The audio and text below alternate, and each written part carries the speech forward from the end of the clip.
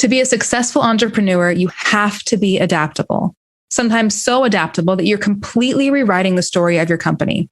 To give insight on how you can remain motivated through it all, we're talking with Rachel Hofstetter, CMO at Chatbooks, and investor Gavin Christensen to bring you both sides of A Perfect Pitch.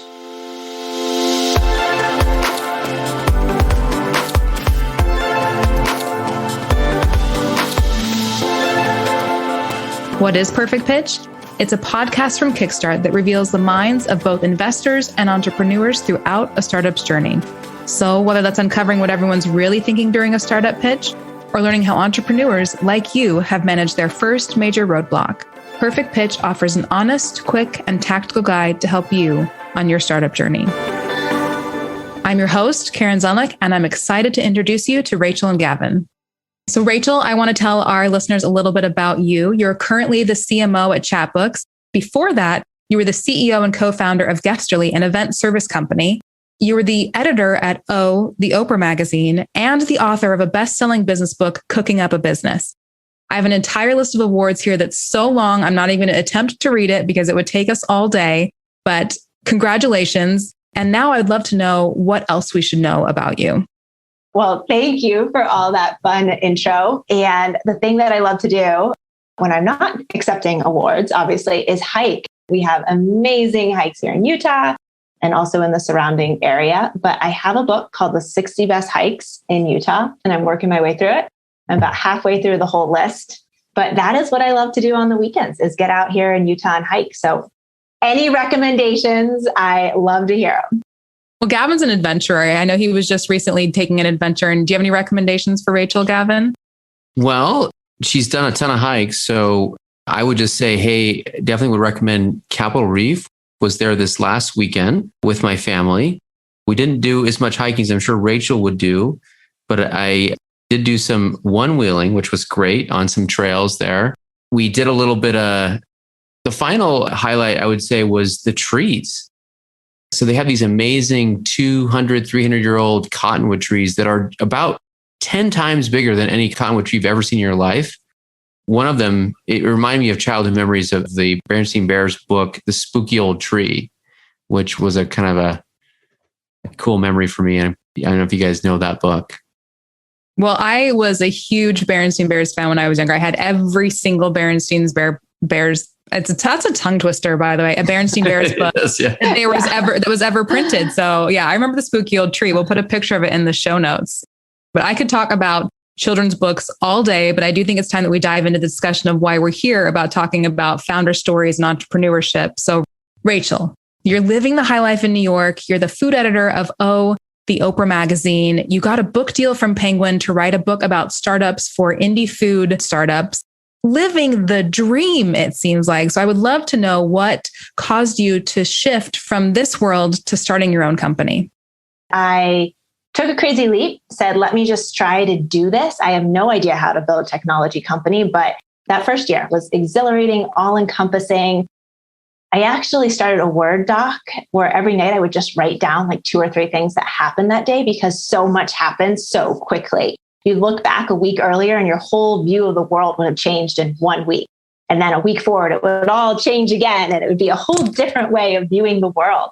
But that was how I jumped in. And honestly, I kind of said, let me try this for 3 months, see if anything happens.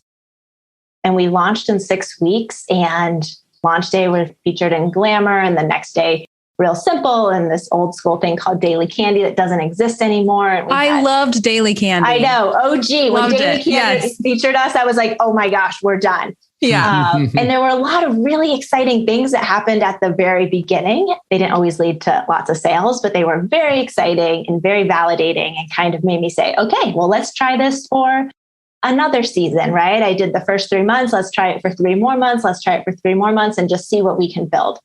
And so that's how it started. The passion with which you're talking about that makes me excited. And I'm like, I should also do that. Well, the beginning is fun. Yeah. I will say, then it got harder. Yeah, let's talk about the harder. So you actually even pitched Kickstart. Yeah. So we kind of had about a year in New York. And then my husband and I finally realized, let's move somewhere else. Let's try this in a different environment, maybe an environment that was not quite as expensive as New York City, for example. And we had a moment where it seemed like, okay, maybe this is working. maybe this is really something that is going to drive money. We went and pitched Kickstart, which I have a couple of memories about that. The main memories I have were I really, really prepped for it. I loved standing in front of a crowd and giving speeches. And so as I was practicing, I remember standing in front of the conference room, giving this whole speech. And people were like, no, don't do that. Do not stand up in front of the room, sit down, have a conversation, which is very good advice. That is what you should do.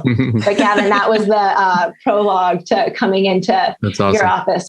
Well, there's some plot twists coming on all of this, but maybe I'll let Gavin jump in. Yeah, Gavin, jump in with your thoughts when Rachel first came in to pitch. I remember kind of where it was. That was a much scrappier office that we were in at that time. I'm sure we had just finished a round of pizza. I think that our office permanently kind of smelled like pizza, which I'm sure you... amazing. Gavin, do you remember the stand of Stance socks in the corner? Mm-hmm. Oh yeah, the people told me about that ahead of time. They were like, they will probably give you some Stance socks on the way out the door. Nice. I love it. That's so great. Yeah. So I definitely remember because at the time, our impression was like, wow, this is an amazing founder. We need to figure out a way to work with her. This is pretty close to Chatbooks. We have an important investment in Chatbooks, and I was on the board and still am of Chatbooks. And we try to avoid investing in companies that are similar or will converge. So we did something that never works. Which is this the plot twist? I mean, I don't, without, bearing the lead too much. So we did something that never works, which was that, is there a way to work together? Really secretly hoping that Chatbooks would acquire the company and we could have the benefit of Rachel's vision and product combined with Chatbooks. And like I say, that never works because it's like two different groups of founders and our culture, their culture, your priorities, my priorities. But so much of the venture funding process is in relationships with people and working through various challenges that when you find people that you're like, man, I really want to figure out a way to work with this person as a venture capitalist, let's say. And I just think about seeing Rachel here, just like how much we've been through together already, right? I mean, Rachel was an entrepreneur. She wasn't a mom yet. And I mean, there's so many things have happened, but that's... it's crazy being here almost 6 years later. I think Gavin and I first talked September 2015. And, Gavin's point, a lot has happened in 6 years. And we've built something really amazing collectively at Chatbooks. And of course, lives have been built too. But, at the time, what's amazing is it probably was pretty crazy, but it didn't feel crazy. It actually felt very, very right. It's funny, probably a question I get asked the most was, what was that transition like for you? And going from technically being a founder to technically being an employee. And the short answer is it didn't feel like anything. And that's because I came in feeling like I owned the company, like any startup employee does. If you have equity in a company you work where, you do own it. I felt that very intrinsically, but also Nate and Vanessa, who are the co-founders of Chatbooks, really empowered me with a sense of ownership too, that we were going to build this together along with the other executive team members, Dan and Steve, who were there at the time, and Lauren, who has since joined. And so I think it felt like I went from owning one thing that I really cared about to owning another thing that I really cared about.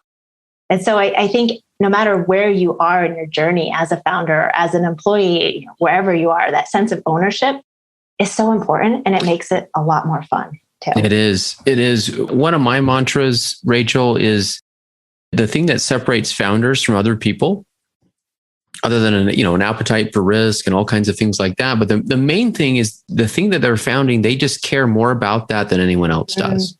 And really all the behavior that's so great about founders and all the outcomes kind of come from that source of just caring more. I think it's probably important to note that what you pulled off with the acquisition of Guesterly and your role at Chatbooks is kind of rare, because that takes a very flexible person. I think it shows how rare the culture is at Chatbooks too, that they can partner with another founder and kind of merge the vision and keep everybody excited and motivated. So it's been special to be part of that and see you guys do that. But I think you brought that amazing passion and caring more than anyone else to that common vision. Nate and I were talking about this recently. We've worked with some consultants and people who have been at really great startups that we really are impressed by. Sometimes it's so interesting though, because it's the people on our own team who just care so much that really bring the magic. And you're like, wow, they have a really fancy background. And to be honest, we expected something really great, but the caring is honestly what matters more at the end of the day. Yeah. It's what leads to the extra effort, the extra insight, the attention to detail, all those things. I was going to say something else that I'll just share because I think it was really important in the transition is I went in on day 0 with this mindset that Chatbooks success was my success and that it wasn't about, building Guesterly up within Chatbooks. It was about doing whatever was best for the ultimate Chatbook success. That could come in many forms. I think it's shifted over the years for all of us of what that product is and what that brand is. And so to your point, Gavin, being really flexible, but it was just a very, very conscious decision for me that it was not about Guesterly succeeding with inside Chatbooks. It was about Chatbooks succeeding. Yeah, Gavin mentioned, Rachel, your flexibility, which obviously you're speaking to a little bit there of, has that come naturally to you? Or was that a skill you had to develop? And do you have any tips for people listening on how they can become more flexible and adaptable? You know what? I think it's always looking to 2 things. What is exciting without, shiny object syndrome, but where are things moving towards? And so when I worked in magazines were fantastic. At the beginning, they were still growing. It was an exciting industry. There was a lot of stuff happening. Then it was, okay, startups look really, really interesting. It's emerging. None of us even really, except for Gavin, were talking about startups, 20 years ago. And then it became this more exciting thing. And so I think it's as much about flexibility. It's also being opportunistic and looking to where things are growing and moving and following that. If we all just stay with what we knew 5 years ago, we'd all be dead in the water as a company and marketers. We have to keep evolving and, essentially run where the ball is going. So I think that's how I kind of think about the flexibility too, is don't stand where you are because the ball is somewhere totally else on the field. So just keep running where that ball is going.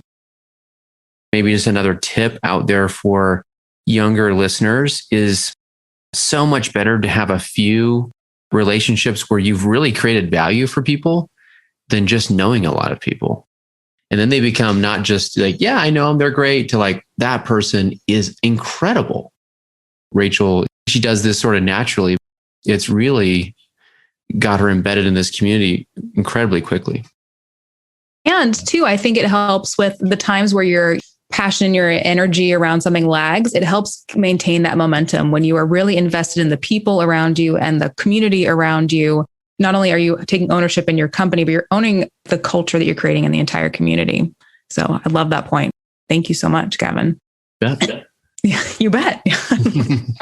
I want to transition a little bit, Rachel, because as a former editor and an author, you're clearly expert at storytelling. And we talk all the time about how important storytelling is for founders. How's that translated in your business at Guesterly and then also at Chatbooks?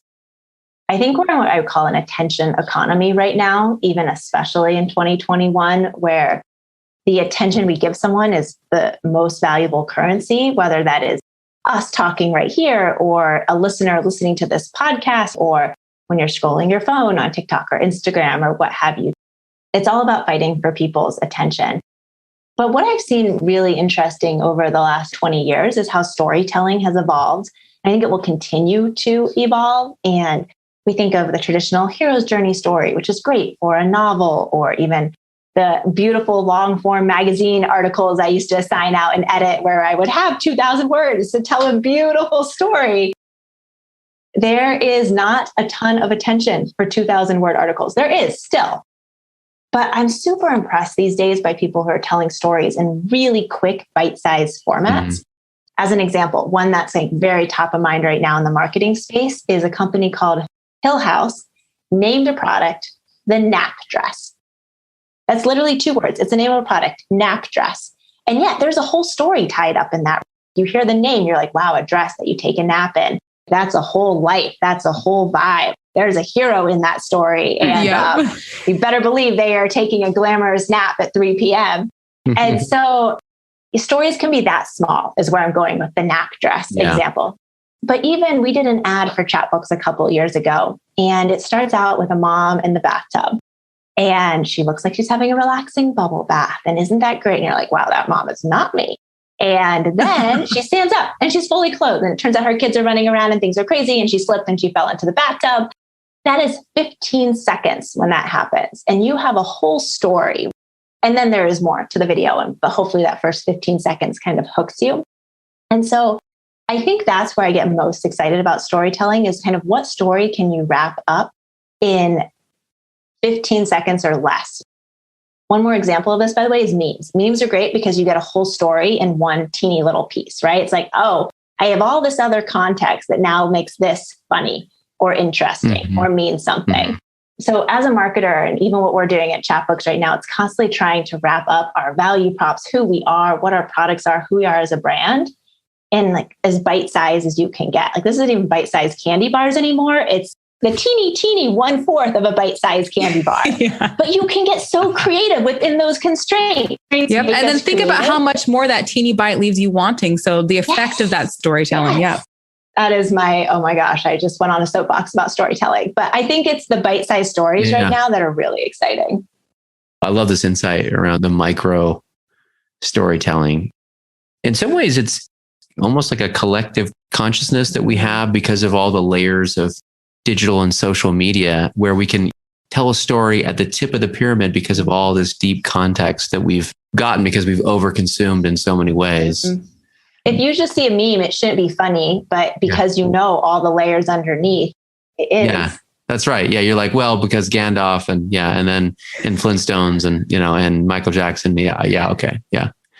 You know, what's funny is I have a 17-year-old, he'll do these meme sessions with his cousins. They'll just sit there and look at memes for like an hour and laugh. As a parent, it's just kind of like, I can't handle it. It means they are creating all these storytelling connections, Gavin. There you go. That's right. It's really, really good. It's education. Yeah, there you go. Yeah. We've reframed it. That's great.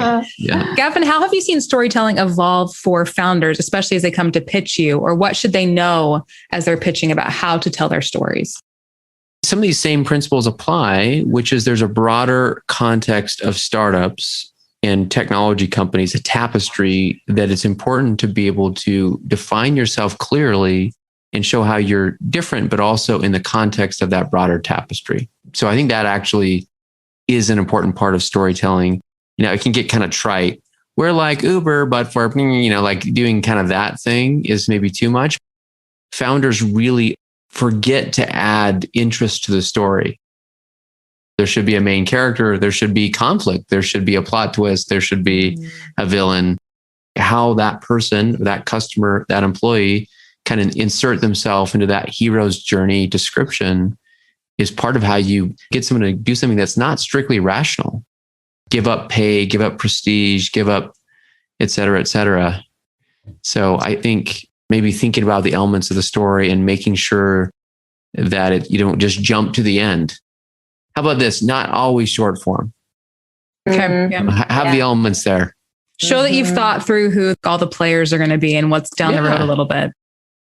Speaking of bite-sized stories, we like to keep these easily digestible on someone's commute or in a workout or something. But I do have one final question for you, Rachel, and that is, what's an effective practice that you've implemented in your work or personal life that's had a great impact on your success? This may not be bite-sized, but even better. Yeah. Gavin just said they're not all bite-sized. So it's great. Hero's journey. So talking about that year that Guestly was acquired by Chatbooks and I joined Chatbooks, that happened in November. But I went into that year in a bit of a slump. I just wasn't sure what the next level, what the next stage of this company looked like. I just moved to Utah. I didn't know what the next stage of my life looked like. And so I really kind of wanted a way to cut through that and figure out what I was doing next. So I invented this challenge for myself. I called it the Year of Hustle. For me, that meant literally 365 days where I was just going to go at my absolute highest level. I was going to reach out to everyone. Gavin was one of the people on my list that year. I literally made lists of hundreds of people and I worked my way through it. And we built software and launched things. And I called customers one-on-one. I just did all the things 7 days a week, 18 hours a day. And I went as hard as I thought I ever could. But it was amazing because the more you do, the more it starts to unfold and the more that opens up for you and the more possibilities kind of come out of nowhere. Kind of another way of saying that you make your own luck by putting things out there. And so Year of Hustle was really pivotal for me. And so since then, I've continued to try to create these seasons, and they're not always a year. And I think whenever you're unsure about what the next step is, or you just kind of don't know how to break through or how to structure a season of your life, giving yourself this kind of time delineated challenge. It's only for a set amount of time. So kind of put it on the calendar. You have a very clear concept. Then you just use it to break through a little bit and open new doors that you might not know were there, or spark new ideas. So I would say I've used that time and time again, this idea of a quick challenge to restart things. And I highly recommend it. Gavin, have you seen that practice play out for Rachel and Guestly and Chatbooks? I definitely saw the results of it in the network she was creating and the value she's creating, but didn't realize there was seasons of hustle behind it. So hashtag Year of Hustle sounded good on Instagram too. Well, I mean, speaking of the fact that Rachel is so good at motivating and mentoring, inspiring people, I remember talking to her about this concept. And one in particular, Rachel, that you mentioned was Think It, Do It. That one that you had. Oh, remember that theme? Yeah, that was 2 years ago. And there are some times where, you're having a day where you're just, I'm a little sluggish today. And I was like, nope, today's my Think It, Do It day. I'm just going to get it done. And so it's been motivating for me. So I also encourage listeners to do that too. But stuff like that has been very helpful. So it's been so great to have you on. I've loved this discussion. I've loved all we've talked about as far as the ways you can think about being an entrepreneur, not just starting your own company, but also just within a company and taking ownership and having that hustle there. It's been a really, really lively and enriching discussion. So thank you, Rachel and Gavin, for being here. Really appreciate it. Yeah, thanks, guys. This was so fun. And of course, thank you for listening as we dive deep into what it takes to create the perfect pitch. If you want to learn more about our investor, Gavin Christensen from Kickstart, or Rachel Hofstetter and her amazing marketing team at Chatbooks, we'll have a link to the company and longer bios in our show notes at kickstartfund.com. You can listen to more episodes of Perfect Pitch wherever you listen to your podcasts. And if you like what you're learning, leave us a review or rating. We'll be back next time with more insights from entrepreneurs and the investors who fund them. So be sure to subscribe so you don't miss a thing.